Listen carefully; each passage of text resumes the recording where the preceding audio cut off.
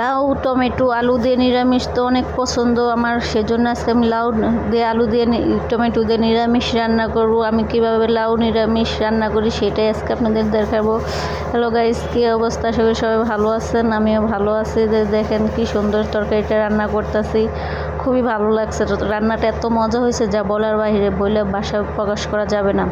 তো দেখেন আমি প্রথমে কড়াইটা বসিয়ে নিচ্ছি, বসিয়ে তারপরে লাউগুলা দিয়ে দিতেছি। কড়াইটা বেশি পুড়ে গেছে, সেজন্য একটু ধোঁয়া উঠছিল, সেজন্য একটু ধোঁয়া দেখা গেছে। তো এখন আমি লাউগুলা সব দিয়ে দিছি, আলুর সাথে দিয়ে দিছি। এখন আমি টমেটোগুলো ছোট ছোট করে কেটে নিয়েছি, কেটে নিয়ে এখন লাউ টমেটোগুলো দিয়ে দিছি, পরিমাণ মতো কাঁচামরিচ দিয়ে দিছি। আর কাঁচামরিচগুলো এত ঝাল যা বলার বাইরে, রান্না করছি পরে দেখি অনেক ঝাল হয়েছে। কিন্তু লাউয়ের তরকারি গেলাম ঠান্ডা ঠান্ডা মজা লাগে, একটু ঝাল কম হলে মজা লাগে, বেশি একটা ঝাল হলে লাউ তরকারি মজা লাগে না। দেখবেন লাউ তরকারিটা গরম গরম ভালো লাগে না, লাউ তরকারি যত ঠান্ডা হবে ততই ভালো লাগবে।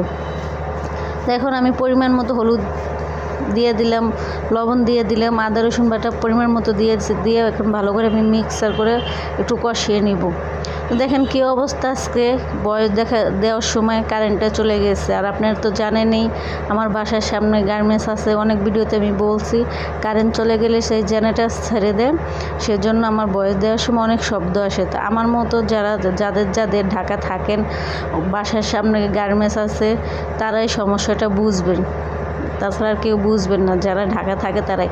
আমার বাসার সামনে গার্মেন্টস আছে, কারেন্ট চলে গেলে জেনারেটর ছাড়ে, সেজন্য অনেক শব্দ হয়। তখন আর কী করার আছে, কিছু করার না, যেহেতু বয়সটা দিয়ে ফেলাইতেছি সেজন্য।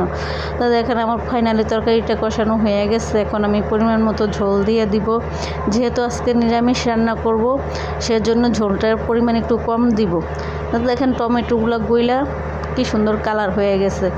টমেটো এই সিজনে যে এখন টমেটো এরকম সুন্দর পাওয়া যাবে কল্পনার বাইরে আসলো।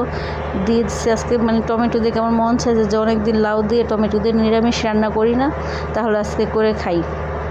সেজন্য আজকে টমেটো দিয়ে লাউ দিয়ে নিরামিষ রান্না করলাম। তো রান্নাটা অনেক ফাইনালি অনেক মজা হয়েছে, সত্যি মিথ্যা কথা না, সত্যি অনেক মজা হয়েছে।